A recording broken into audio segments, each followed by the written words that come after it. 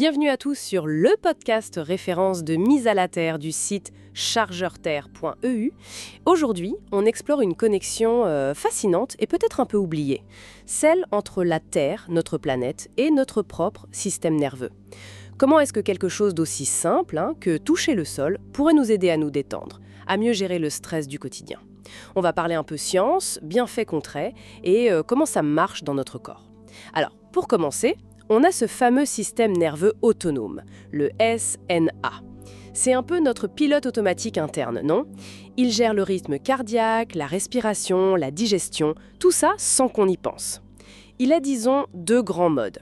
L'accélérateur, le système sympathique, lié au stress, à l'action, et puis le frein, le parasympathique, qui lui est lié au calme, à la récupération.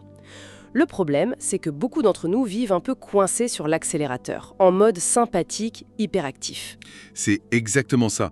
Et c'est là que la mise à la Terre, le contact direct avec la surface de la Terre, devient vraiment intéressante.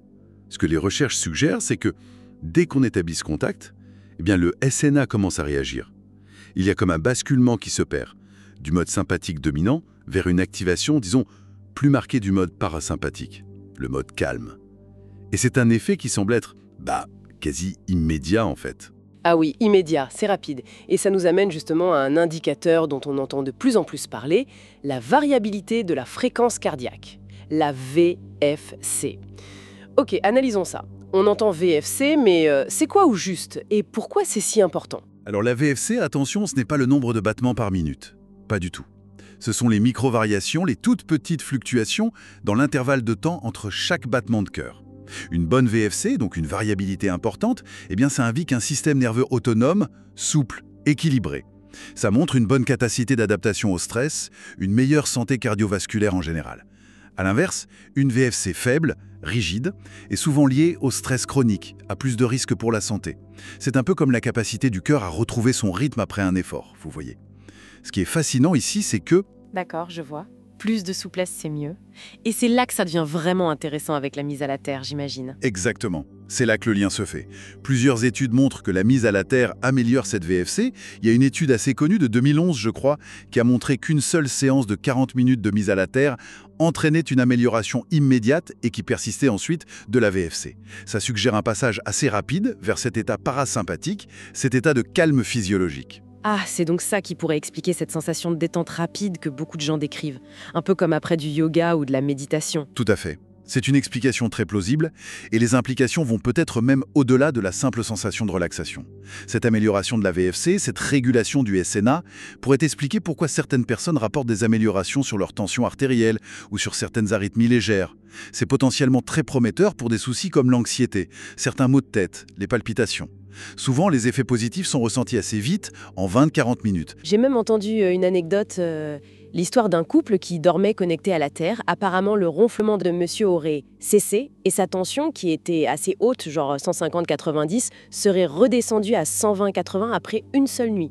Ça, c'est fou, non? Oui, ce genre de témoignage, bien que ça reste anecdotique, est cohérent avec ce qu'on observe sur la VFC et le rééquilibrage du SNA. Mais alors, attention! Cela soulève une question importante, une mise en garde essentielle. Il semble que la mise à la Terre puisse avoir un effet fluidifiant sur le sang, un léger effet anticoagulant. Donc les personnes qui sont sous traitement anticoagulant, je pense notamment à la warfarine ou coumadine, doivent absolument consulter leur médecin. Il faut en parler avant de commencer la mise à la Terre et surveiller de près leur INR, cet indice de coagulation. Vraiment, c'est crucial. Ah oui, d'accord. C'est une précaution très très importante à avoir en tête. Absolument. La prudence est toujours de mise dès qu'on touche à la physiologie. Mais l'idée générale, c'est que cette simple reconnexion physique à la Terre semble vraiment favoriser un système nerveux plus calme, plus résilient. D'autres recherches existent aussi sur le tonus vagal chez les prématurés par exemple, ou sur les effets sur le sommeil, le cortisol. Oui, et pour ceux qui voudraient creuser un peu ces aspects scientifiques, voir les études, le site chargeurterre.eu rassemble pas mal de ressources intéressantes là-dessus. Voilà, l'idée clé, c'est vraiment ça. Se reconnecter à la Terre pour potentiellement apaiser notre système nerveux. Et ça nous laisse peut-être avec une petite réflexion. Dans notre monde moderne, où on est de plus en plus isolé de la nature, par nos chaussures, nos bâtiments, est-ce que cette simple reconnexion physique, ce contact direct avec la Terre, ne pourrait pas être une clé un peu oubliée pour notre équilibre global? Une piste à explorer peut-être personnellement? Merci de nous avoir suivis et on se retrouve très vite sur le site Earthing de référence sur la mise à la Terre, chargeurterre.eu.